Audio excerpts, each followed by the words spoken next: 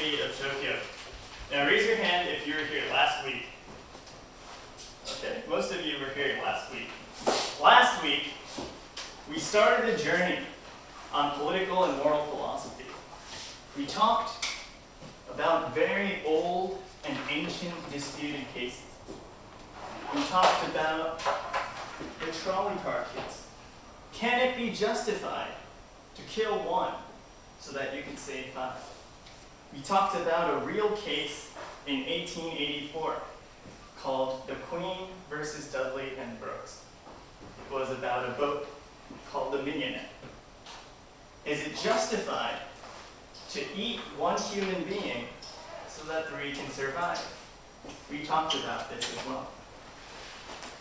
We came to the realization that at first, the theory of the greater good, the theory that we now know as utilitarianism, initially appeals very strongly to our intuition.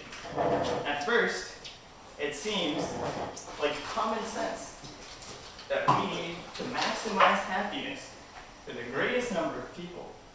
And if this means that we need to sacrifice the few so that the larger number of people would be happier, we said at first that this would be justified. But then our journey continued. We came to the realization that this might not always be true.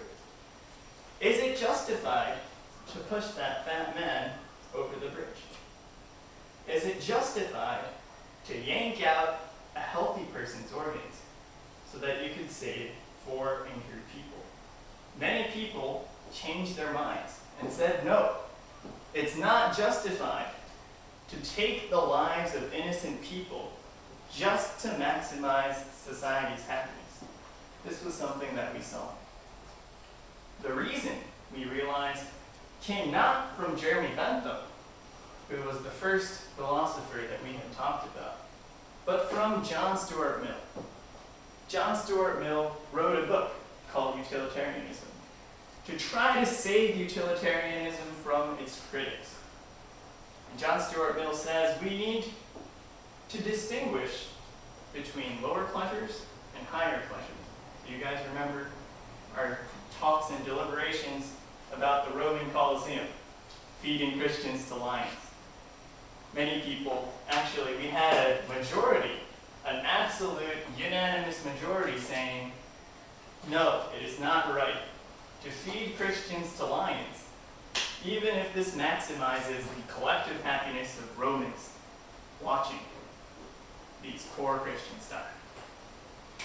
So, we continue our journey today to explore the possibility that there might be more convincing arguments for individual rights.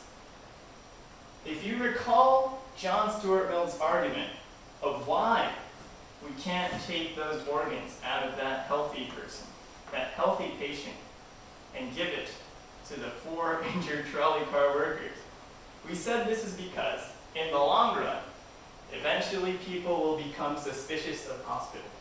Perhaps I will go to the University of Tokyo Hongo campus, and they might take out my organs.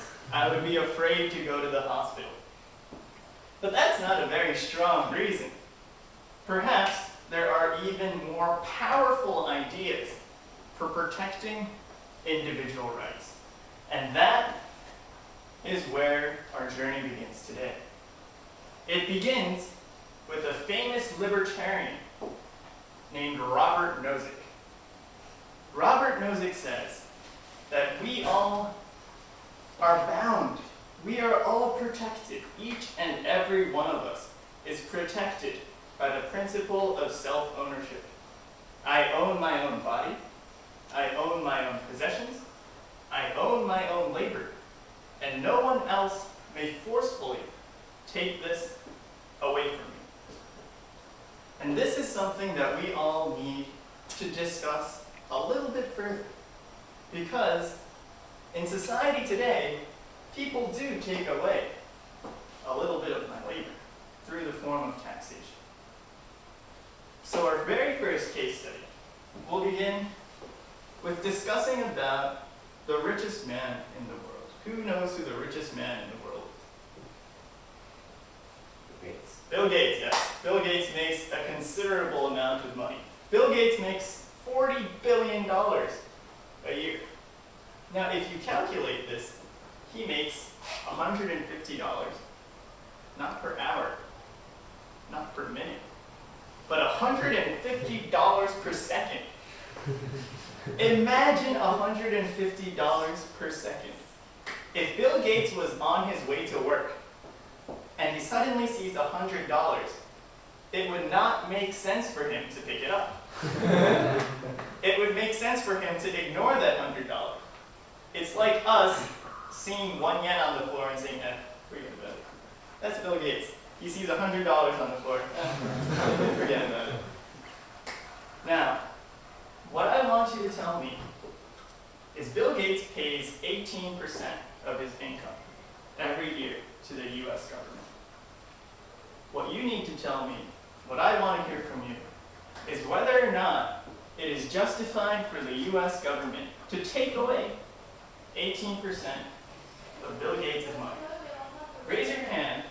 First of all, let's take a poll. Raise your hand if you think it's justified for the United States government to take 18% of Bill Gates' yearly earnings. Raise your hand if you think this is okay for the United States government to do.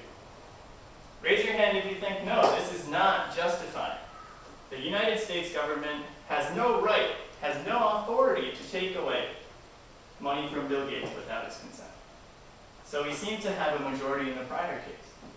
Let's hear first from the majority. Why is it justified for the US government to take money from Bill Gates? Who wants to give me a reason?